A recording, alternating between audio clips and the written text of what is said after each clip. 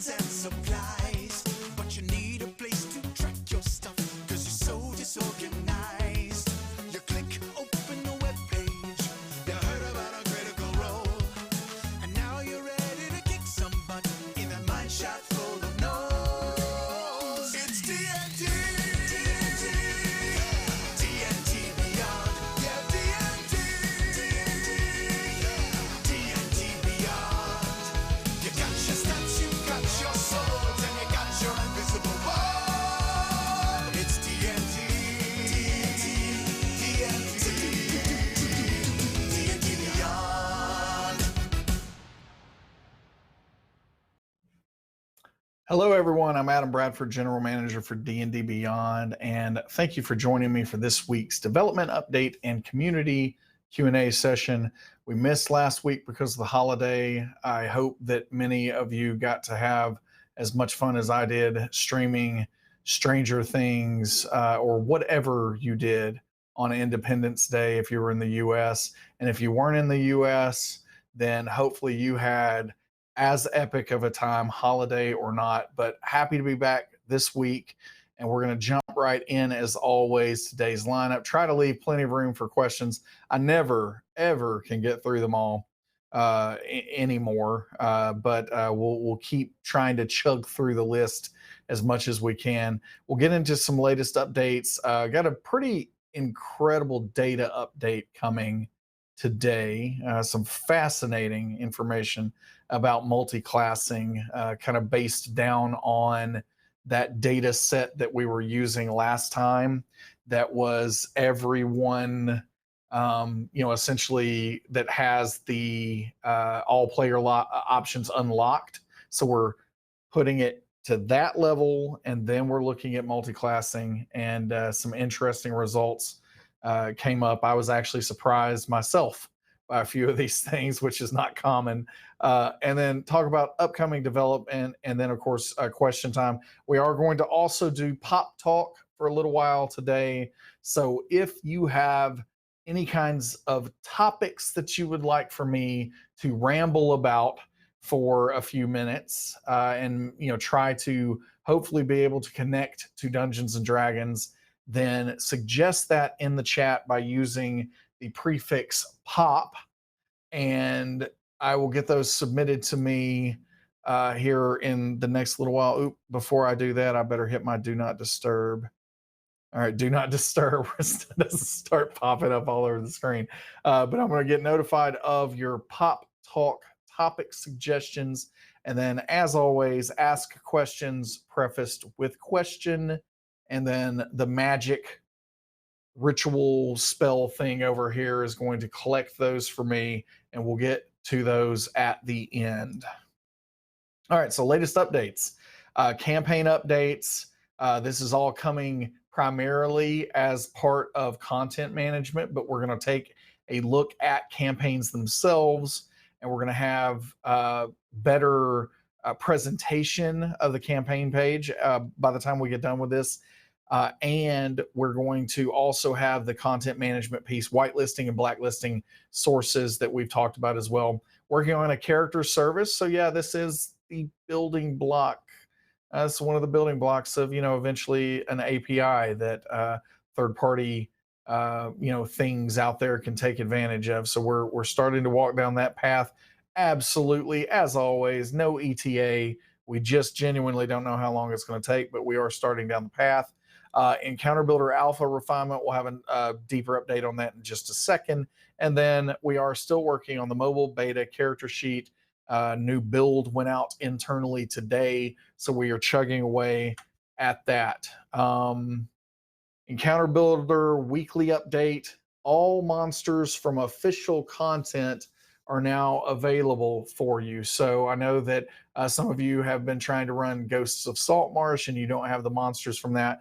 That is no longer the case. So as of, I believe, yesterday, we have deployed all the official monsters are ready to go now. And that's kind of step one to being able to get homebrew monsters to be included in that. So that is going to come on the heels of that. And we have done a good bit of work in a first pass on mobile responsiveness. So things are going to work much, much better on mobile at this point in time. And so check that out, give us your feedback, and then some further accessibility tweaks. Accessibility is really important for us, especially this year. We're starting to focus on it more than we ever have. And the Encounter Builder is the first tool that from the ground up, we've really been looking at that and trying to do a better job of making sure that these things are accessible. So some more tweaks have gone into place as well. And then we are working on homebrew, and we are starting to get to a point where we see the end, kind of the finish line for what we would consider to be the alpha here for the Encounter Builder. And so it's not going to be too much longer before we turn this on for the public. And so anyone will be able to access the Encounter Builder as part of, at that point in time, a public beta. So we are getting pretty close to that. Again, no exact ETA yet, but we can see the light at the end of that tunnel, and we are going to be progressing towards that. And then we will be moving right into encounter tracking, where you're going to be able to have all the statistics for the monsters and player characters together, be able to track hit points, conditions, initiative order, and so on with the encounter. So that is going to come and be the follow-up to this as we get into public beta with the Encounter Builder itself. So if you have any questions on that, feel free to ask those in the chat. Let's see. Do we have topic suggestions? All right, we got a few here. Let's see. Let's jump over to this guy. Pop Talk Topics. Whoops, I can't spell. All right, here we go. So we got from Gongfu, Utah. What movies just released or upcoming are you excited to watch? Well, here's one thing I can tell you, is if a movie was just released and I was excited to watch it, it's already been watched. So I'll tell you that part as a spoiler. But we'll see what everybody else wants to see here. Then we've got Benet UK. What aspects of the game from past editions do you miss the most? And what things introduced in 5th edition are you most excited by? I like that one a lot. That's a great one. Then we've got one crit botch. When creating a character, do you think of backstory first or a fun class and race combo? Great question. Or topic, rather. And then let's see. We've got last one here from Luke0660. What is your favorite non-typical race, class, or subclass combo? All right, let's create this thing. We've got our poll here. See if anybody beats me with the delay into chat. So there is our straw poll. Be sure to jump on that, and we will check out the results here.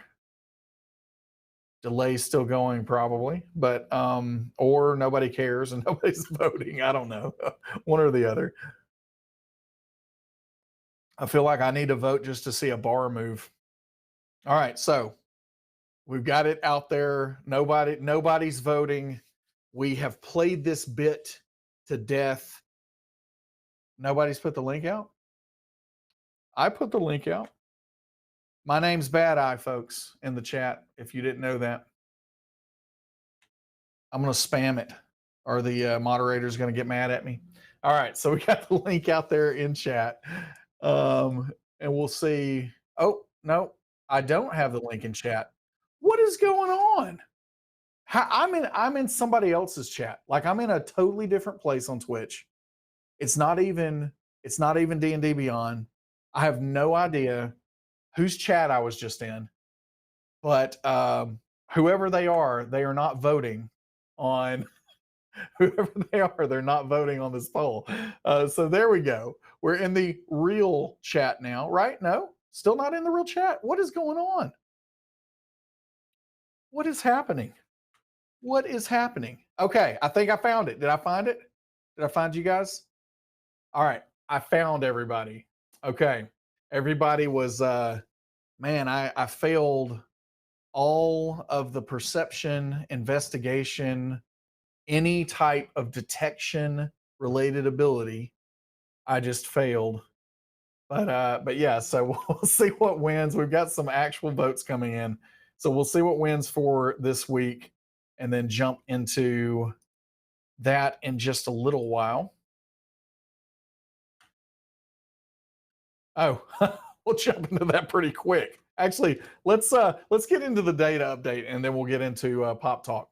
All right, so multi-classing with all player options. So again, to preface this area, does it say I was on the VOD? Is that what you guys are saying? So I was on the VOD. So basically, Heroes of the Veil is going to just have a whole bunch of like straw poll popping up on it. That's going to be great. I was like refreshing. I don't know. I don't know. Technology, magic. You call it technology. I call it magic. All right. So ultimately, got the voting going on. Everything's fine. This data update, this subset of data is coming to us from all of the characters that have been created that are active, that the user has every single player option unlocked. So we're talking Xanathar's Guide to Everything, Mordenkainene's Tome of Foes, all of the supplemental content that provides a player option. So we've reduced the list. Now, again, this is still a very, very large data set, which is great.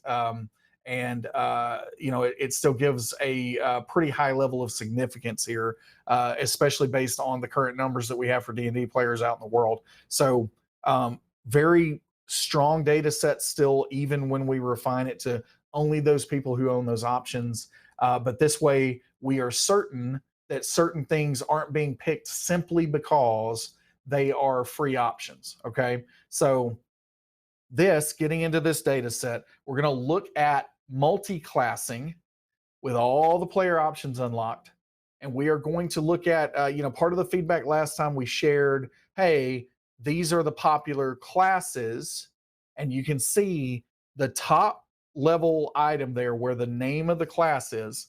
You can see that is how many the percentage, the distribution of that class across this entire data set of characters. So just like last week, you can see the Warlock is on top here. 13% of those characters in that data set are Warlocks. All right. But now today, we're looking at what is going on with multi-classing as well. All right. And this is where we get some really interesting results. So, kind of as I would expect, a barbarian, if we look at all the barbarians across the data set, we've got 49% of them, nearly half, roughly half of barbarians, of people who have the barbarian class, are multi-classed. Now, this data is not necessarily going to tell us how much barbarian and so on, because again, even from a display perspective, it's going to be a challenge. If there are any just super duper data scientists out there that know how to display the amount of levels in this also at the same time that we're doing this information, that would be fascinating to see. But I am letting you know that we don't know if this is necessarily 1 or 2 levels of barbarian, which is pretty strong, or if it's more than that. But either way, if someone has barbarian as a class, we are saying that 49% are multi-class and 51% are single class barbarians. Okay. And of that multi-class percentage, 14% of that is fighter, rogue is 7%, and monk is 6%. All right. So now I'm sorry. I want to make sure that that's clear right there. The 14% fighter is, if we added a whole other line on here that said barbarian single class, 51%, that's going to be your top thing. But then the next highest thing is going to be fighter, 14%, rogue, 7%, monk, 6%. So hopefully that's going to help you understand what you're looking at here, that there are 51% out there that are single class barbarians, 49% of multi-classed. Out of that entire bucket, 14% fighter, rogue 7%, monk 6%. All right, so Bard, again, roughly half.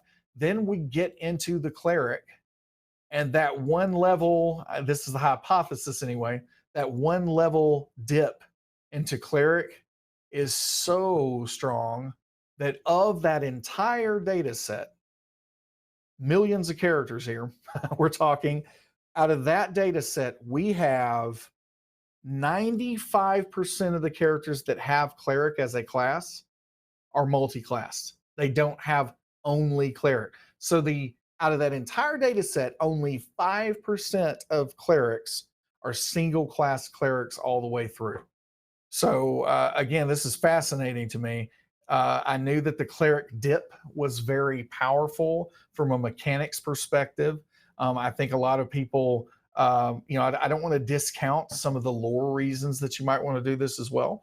So if you are multi-classing cleric, it's not necessarily because of the mechanical benefits, but very, very strong option. And you say that fighter, rogue, wizard are the things that mesh with the cleric the most. But I can tell you, looking at the entire data set for cleric, you're going to see that cleric is pairing with almost every class a pretty good bit, which is fascinating.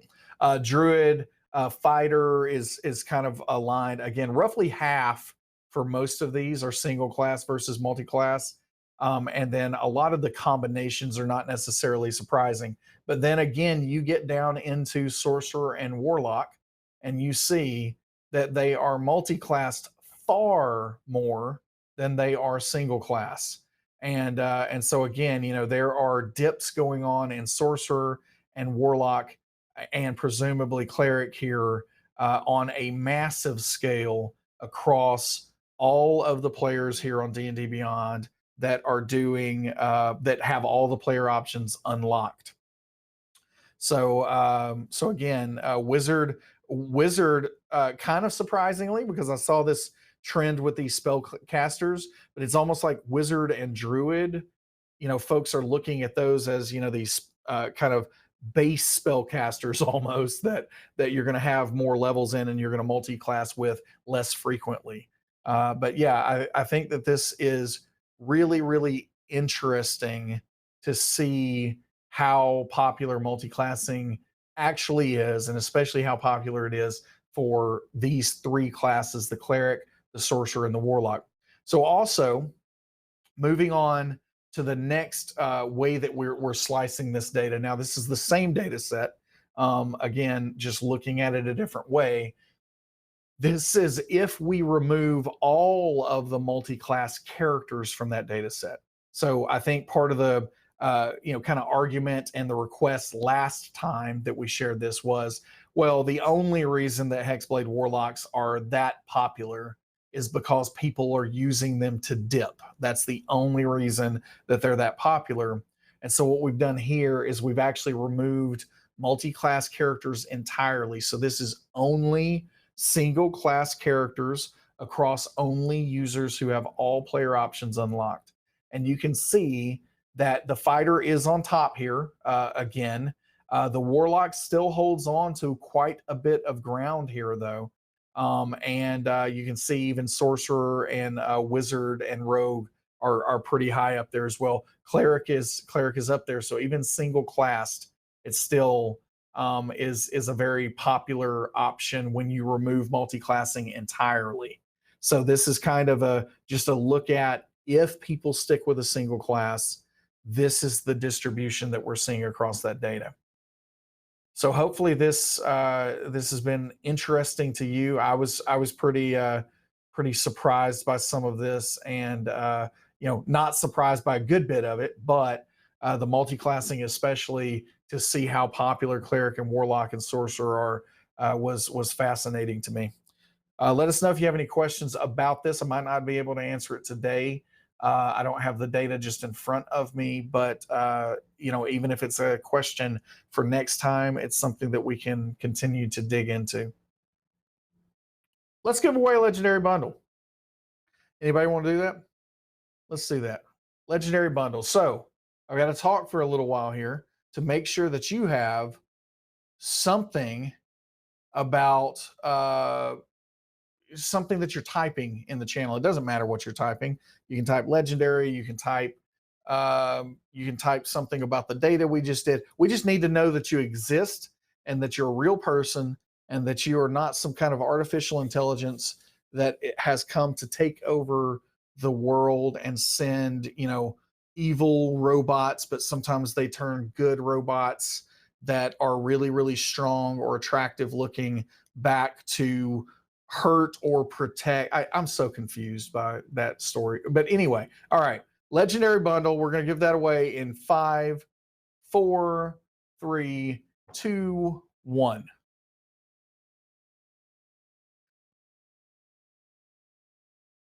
Degrader 1. I don't know if you're saying that you're the greater one or if you're saying that you're degrading things 1 degree. Degrader 1, congratulations. You have won a legendary bundle. So Degrader 1 legendary bundle, congrats. All right, so let's move back to Pop Talk. All right, Pop Talk is where we're going to go next. All right, so let's see what we got. Oh, we have an overwhelming winner, okay, from Benet UK. What aspects of the game from past editions do you miss the most? And what things introduced in 5th edition are you most excited by? This is a really, really good one.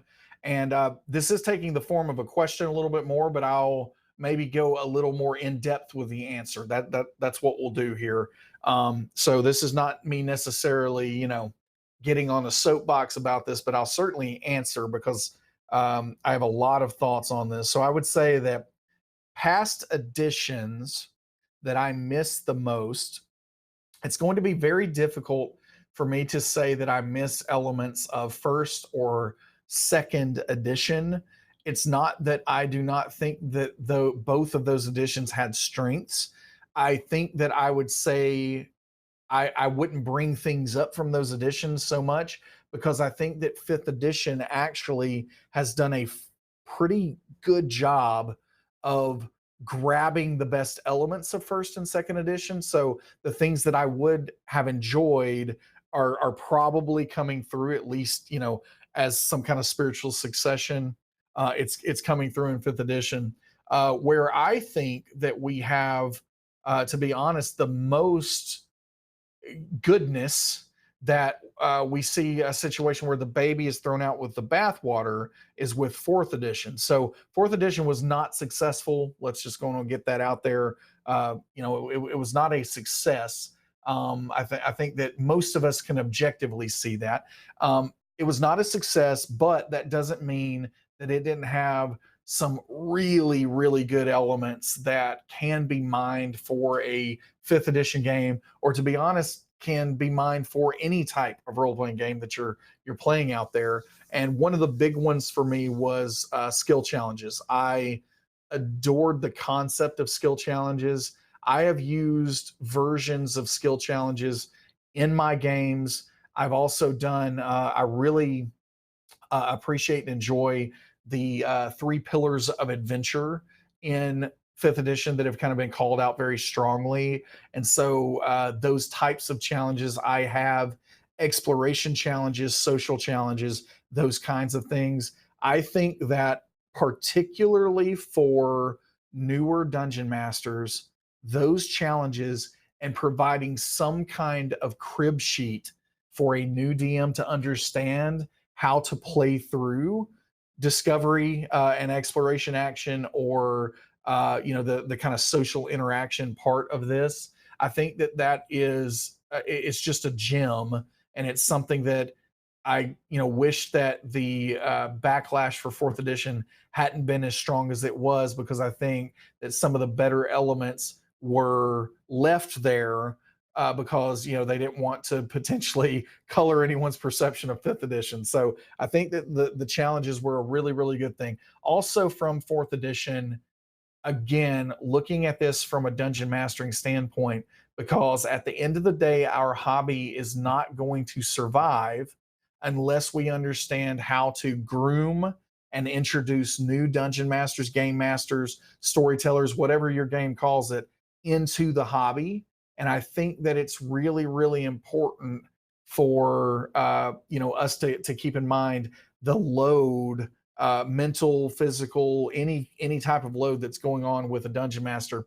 And I loved how fourth edition dealt with monsters. So the ability to be able to quickly, easily spin up a monster almost on the fly was an incredible part of fourth edition, to be able to understand how those templates and archetypes worked. I think that was really, really brilliant, and I've tried to also incorporate elements of that into my fifth edition games.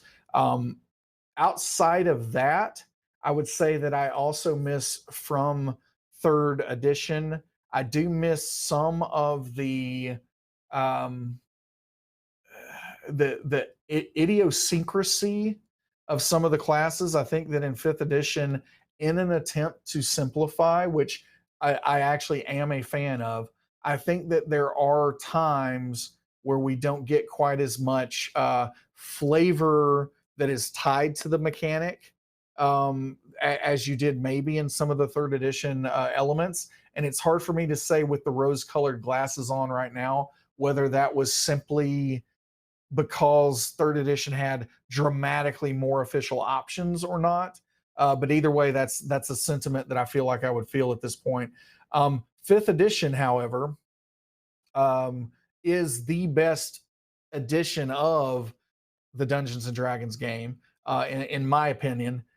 It is this amalgamation of the goodness of past editions, and it really does avoid a lot of the pitfalls that those editions really had with them. And so, fifth edition is my favorite. And I think that if we're talking about things introduced in fifth edition that I'm most excited by, advantage, disadvantage is kind of this no-brainer component that always should have been with the game. And I think that some people were playing with it well before it was officially introduced. But ultimately, I think that advantage and disadvantage and the concept behind those two things, and again, being able to so easily and clearly communicate to a dungeon master what those things mean, what those things can do for you while you're running the game, and what those things can do to excite or to fill your players with dread. I think that those things that is probably the biggest part of fifth edition that has been introduced here that I'm a fan of. So yeah, I think that's where we'll probably end that. If you got any follow-up questions to that, be sure to put it into the question thing, and we'll see if we have time to get to that in a little bit. So let's talk about upcoming. So not much has changed here. No priority shifts really or anything, but we do have the encounter tracker that we're going to be moving into. General feature system that I've talked about, we're going to start looking at. AL integration. We do have some conventions that are coming up. So we are not going to have a big presence at SDCC next week, but a few of us will be there. So if you see me, feel free to say hello. I would love to meet you. But we will be walking the floor of San Diego Comic-Con, and we will be waiting in the line for Hall H, or whatever we have to do there. But again, if you see us, say hello to us. And then Gen Con, big things are coming for Gen Con. We're going to be doing some things with Critical Role that we can't quite talk about yet, but going to be fun. And we are going to be also helping out in the Adventures League area for character creation, as we have at several of the conventions this last, during this year. And so looking forward to Gen Con. We're going to be in there, be there in full force. So if you're planning to go to that event, definitely stop by and see us and say hello. All right. What is next? Ask me anything at all. All right. Let's see. Where's my magic? All right. Let's see what we got. It's a lot of questions, folks. All right. Saber Runner. Are you taking templates, application and modification on monsters when building the monster builder? So yes, the idea would be that by the time we are able to produce a monster builder, we would have these fairly easy to apply templates that can help, whether that's kind of more official templates like lycanthropy or vampires or, whatever there. We will have those elements, but we also intend to have some kind of just helpful other templates that, again, if something is, touched by the nine hells, we might have, an infernal template that can be applied to a standard monster that would just apply some pretty basic types of elements to it, fire resistance potentially, that kind of thing. And we would eventually want you to be able to create your own templates for that system. Gera Knight. Once the character sheet is in the mobile app, will the DM also be able to see their players' character sheets as well? I'm going to assume you're meaning through the mobile app, because you can see player characters through the website now. And if so, I'm not exactly sure initially whether that's going to be the case, but the intent is yes, you would be able to see your players' character sheets at least over time. We would have that in there as well. Devere P. Will monster CP adjustments have effects on Druid shapeshifting and Beastmaster?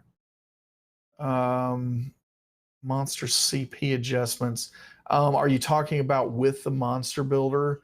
If that's the case, yeah, I mean, if anything is adjusted in the monster builder when we get there, then that challenge, the suggested challenge rating would affect, if you're doing it on the specific creatures that you're using for wild shape, then that would affect them. But when you're modifying a monster, you're modifying a copy of a monster, so it's not necessarily going to change the base creature. So again, it depends on whether you're tying your wild shape to that modified creature or not. If you're tying it to the modified creature, it would affect it. Benet UK, what software do you use to test screen readers? I'm always looking for a better solution than I currently use. I don't have the list in front of me right now, but if any of the team members are out there, I don't know if they're in chat or not, but if any of them can Slack me, I might be able to come back to that one and have an answer for you before the end of the stream. Storm D, for those of us who bought the Essentials kit at Target last week, how long before that adventure and monsters show up in the mobile app? That's a very good question. I don't have the answer for that either at this point, but it very well could be that it is not going to be able to be available in the mobile app beta until it is available everywhere. And this is because of weird licensing distribution issues. So we're going to get it in the mobile app as quickly as we can. Worst case scenario here is that's going to be on September 3rd when it's available everywhere. In the meantime, of course, you can access it freely on the website. Finoko, if you were going to be sucked into the world of D&D, what race and class would you select to live out your days? That's a really good question, actually. I would definitely want to be a bard. Like if it was actual like life we were talking about here, I would want to be a bard. And then I mean, humans fine, but I like half orcs a whole lot. I like just orcs in general. I like hobgoblins a lot. So let's say that I would choose hobgoblin who is unnaturally charismatic in order to be a bard. And I would live out my days probably traveling around, singing for my supper, and just kind of doing magic and helping folks. Somebody needs something to eat, I create them something to eat. Somebody doesn't have a roof over their head, I talk somebody into building a house for them. Whatever a bard would do. All right.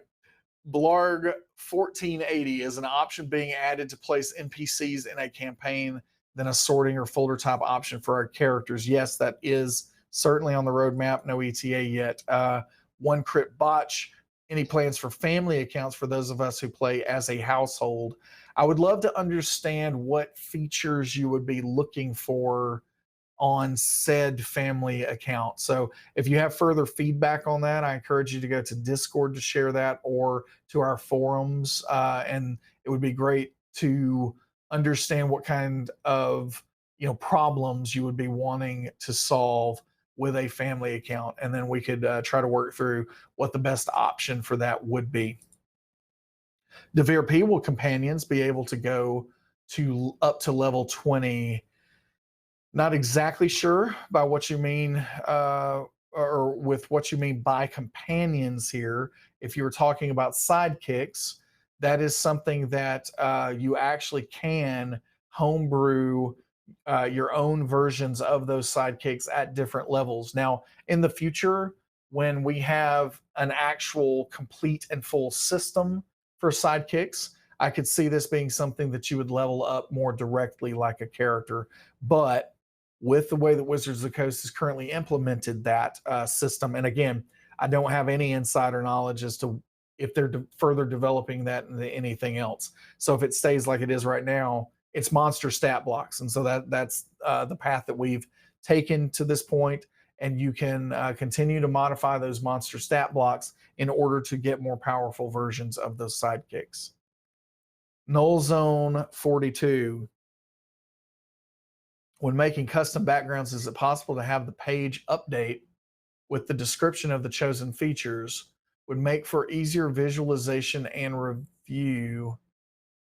I'm not sure exactly what you mean by this one. I feel like we might have some kind of display bug in there, is what I'm reading between the lines here.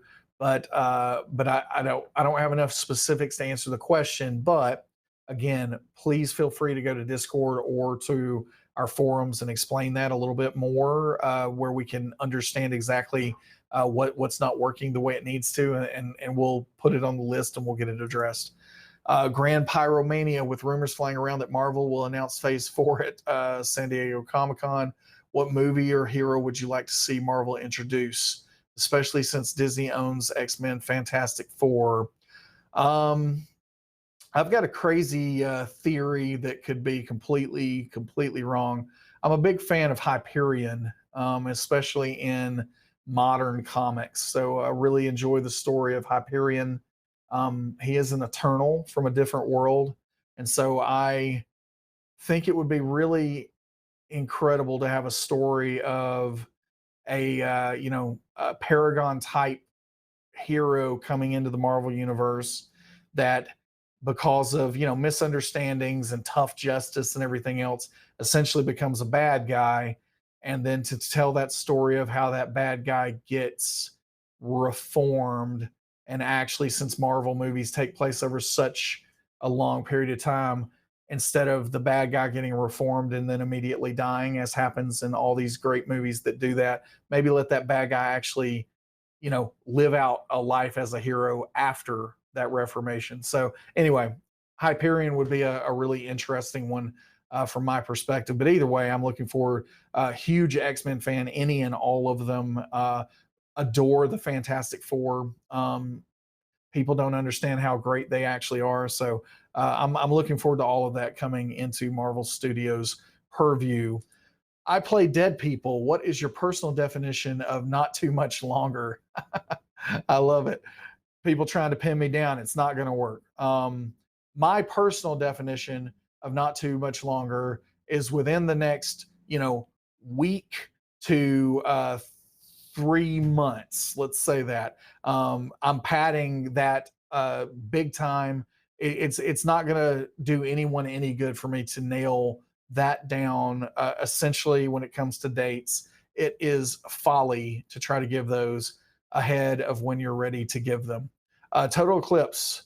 How much of a priority is getting purchased SRD content available on Avre? That is something that the Avre team is working on, so it's definitely a priority. Aaron lore, when a paladin uses Find Steed, the steed gets 6 intelligence minimum, but there's no option in extras to customize it as such. Where's the best place to annoy you about doing this like I try with dark mode? It's not going to work because I'm not going to get annoyed. But as that stands, absolutely can homebrew in the short term, not the ideal workaround, but it can be possible to homebrew the 6 intelligence onto whatever steed you're looking for. But this is also a creature rule that at some point in the future we can implement, and we do plan to. It's on the list. Vaxum, who is your favorite comic book sidekick?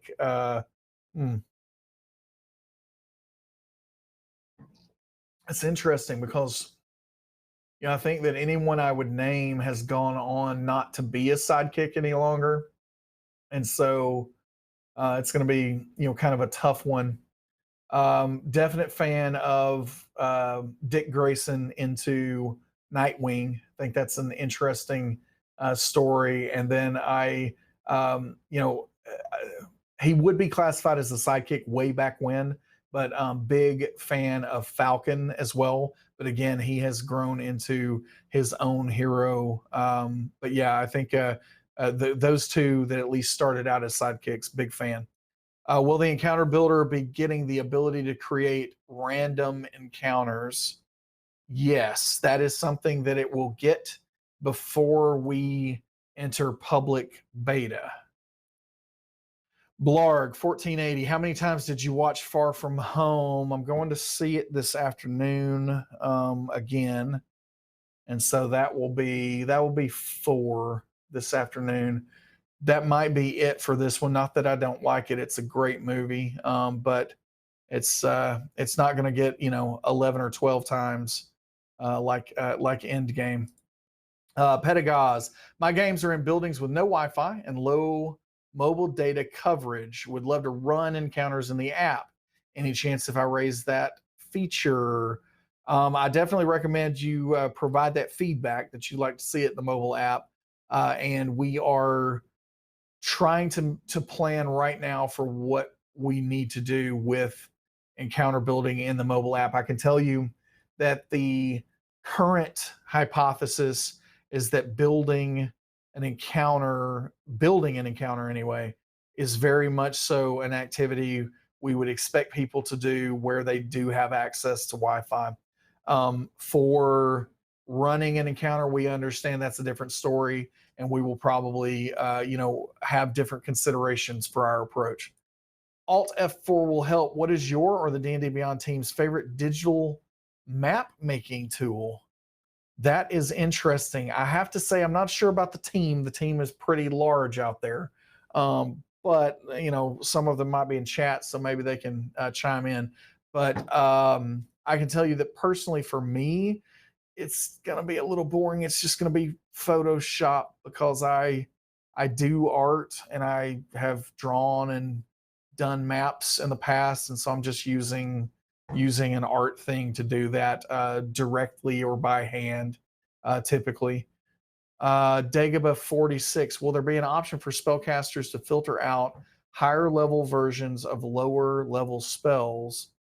I have a wizard getting overwhelmed by their prepared list.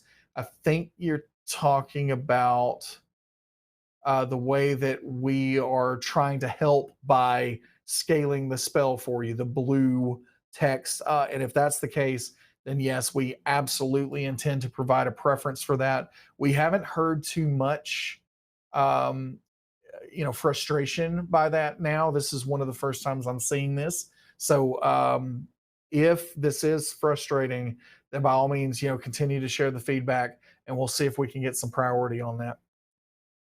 C-Diff, would it be possible to have the class table accessible straight from character sheets? I have a bunch of new players, and this would be extremely helpful to them to be able to quickly see by hovering over their specific table.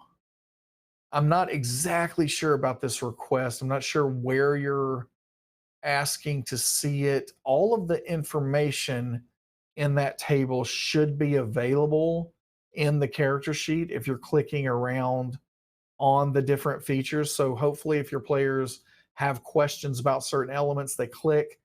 There's an expansion of information that provides the description that would end up being shown when referencing that table.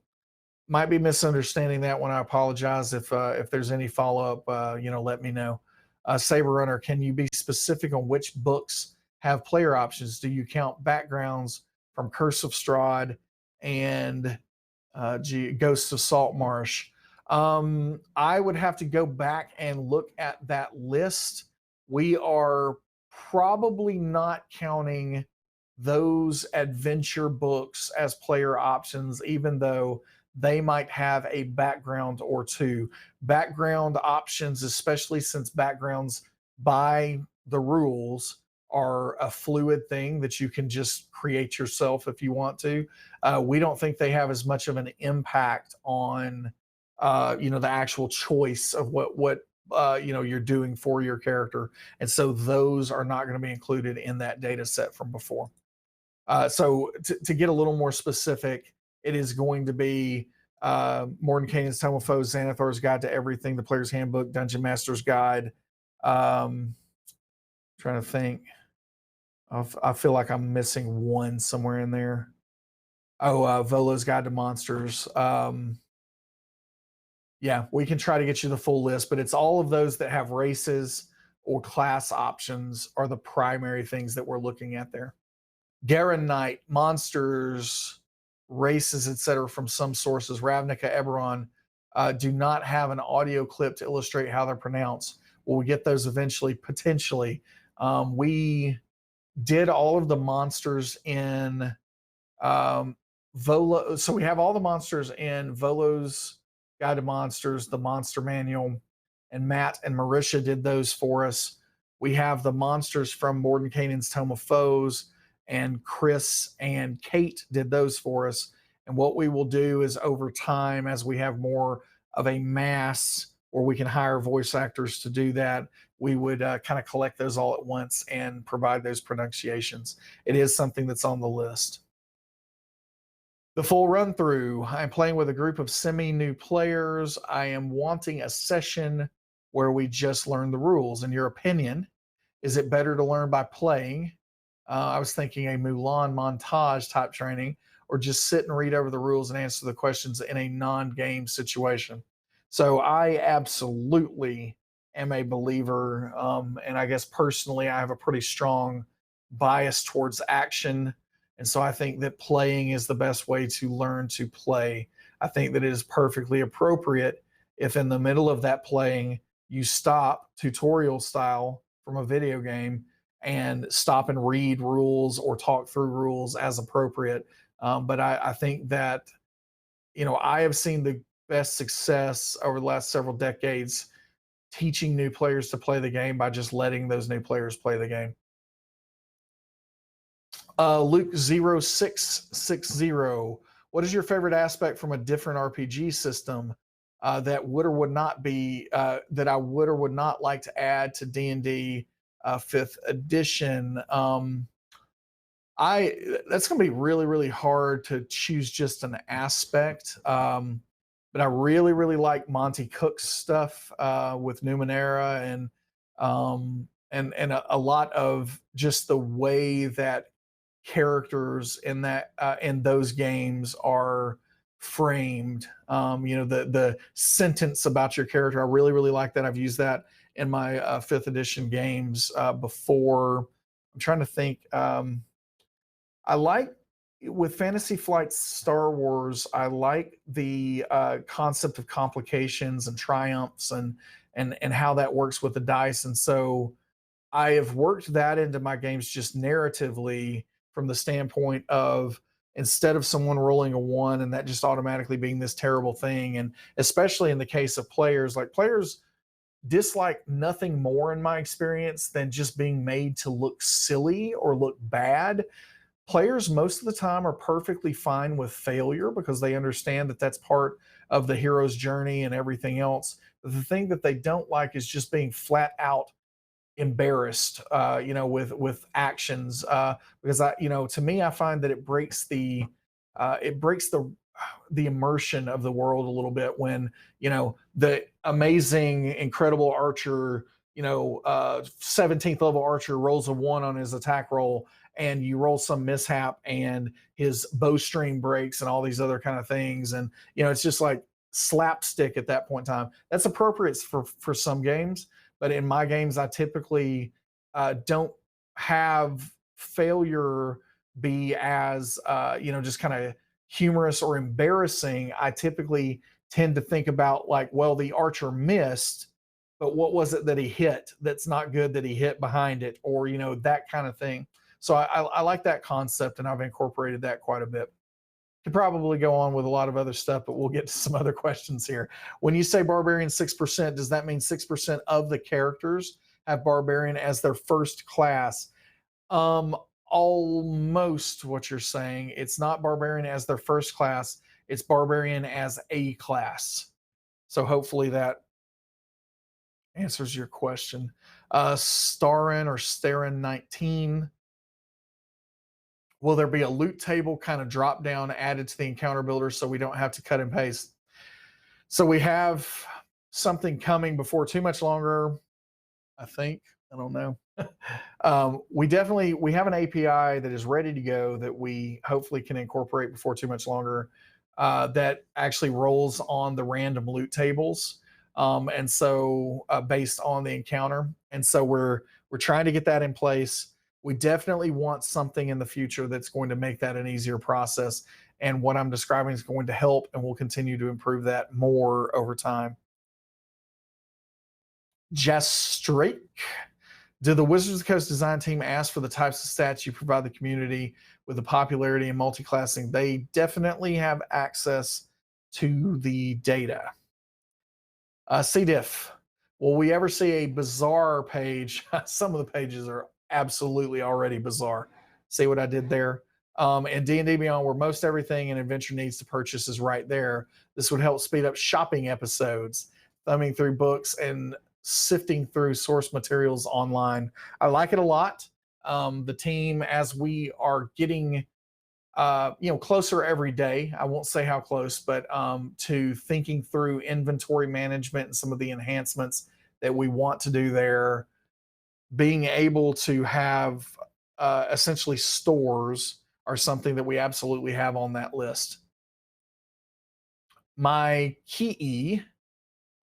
Any plans for gift cards or gift purchasing content for others? Lord, I hope so. Yes, we have plans for it. I'm not exactly sure what's going to be able to get done or not, but we have plans for it. DM Jonesy, any idea how much of this data represents DM's NPCs? Not a great way to segregate that. We do, in the future, we'll have some labeling that will help with that. I think that when we get to that point, a lot of folks are going to be surprised. Like I don't think there are that many DM NPCs out there as I've seen people bring up, but it is something that is not at this point in time. There's not a good way for us to make that separation between the two. Varatho, on the next set of multi-class data, would it be possible to figure out which class is a popular dip, like organize the list by highest class level instead of any class levels? Yes, that's something that we have looked at before in the past, and it's something that we can do here at some point in the future. Neil Somick, Nielsen MC. Will D&D Beyond be adding the adventure module that accompanies the tactical maps reincarnated map pack? Yes, we do intend to, and it's something that we want to do. So I think we'll see that at some point in the future. Fanoko, when would we start to see the encounter builder incorporated into our modules? So this is something that we are definitely trying to work towards and get to as soon as we can. And that will likely be we will likely drip those releases out. So in other words, an as soon as we get done with one of the adventures, it would become available immediately. We're not going to wait until the very end and then just drop them all at once, where that way, hopefully, people can start enjoying the benefits of it sooner. Vax, some favorite snack food to go with my sweet tea. The honest truth is, I call, bacon cheese fries a snack food. I probably shouldn't, but I would say that. I also probably categorize chicken wings as a snack food and not an entree. So I'm going to go ahead and put that in there. So chicken wings and, gooey fries at the place down the street here. Probably my favorite. I also like, I'm a big fan of just cheese in general. So I love hitting Seattle because Seattle has this place called Beecher's handmade cheeses. And so I love my Beecher's. All right. One crit botch. What inspired you to create Briv's Still Marrow?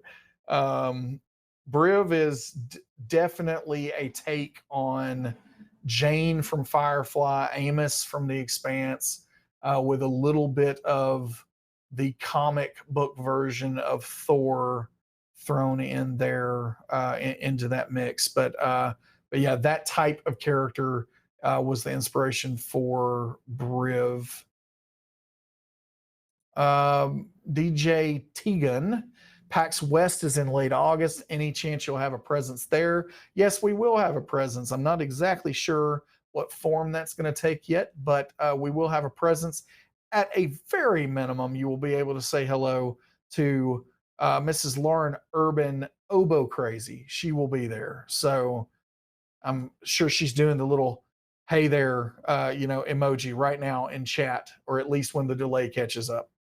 All right. Let's see. K-Mander Dark Mode. I'll keep it PG-13. No, yeah. Dark Mode is on the list. It's somewhere there. It's on the list. All right. Let's see. Salondil. Got time for a few more here. Would you like to see an advanced or 5.5 edition for 5e? No, I would not actually like to see that. I say that for business reasons and development reasons, because that would be difficult for us to transition over, and we would spend time updating things there instead of spending time on some of the other things we want to do. So I'm going to say it from that perspective. But even as a Dungeons and Dragons fan, I do not think that is a good choice to make a half edition at this point in time. Typically half editions or even new editions have been spurred by the need, we'll just say financial need. And my hope is that Dungeons and Dragons is doing so well right now that there is no pressing financial need. And my hope is that 5th edition stays around for a long time. Let's see. The Savage Shrimp. Will larger mobile devices be able to view more of the mobile character sheet at once? I think that's something that we will start to see before too much longer. Some different views. Really, this is based on how many people are viewing those pages on different devices.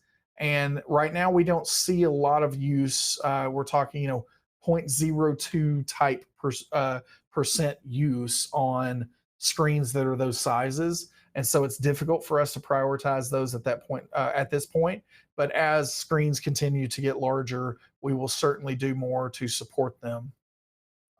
Dave Damon, last question: should I kill my party tonight in my game? I do not have remotely enough context to be able to actually answer that question, and I think that you definitely should not kill your party. Perhaps their characters, depending on what their characters are doing. But please, if all of you out there watching do nothing else today, please do not kill anyone. We do not want that happening. We do not want that happening ever. So hopefully that answers that question for you. Thanks everyone for joining us today. I really do appreciate you hanging with me. I appreciate the questions as always. And again, didn't get quite through them, but just keep them coming. And one of these days, I'm going to catch up And we will not be here next week again. Sorry, but I'm going to be waiting in line at Hall H probably somewhere.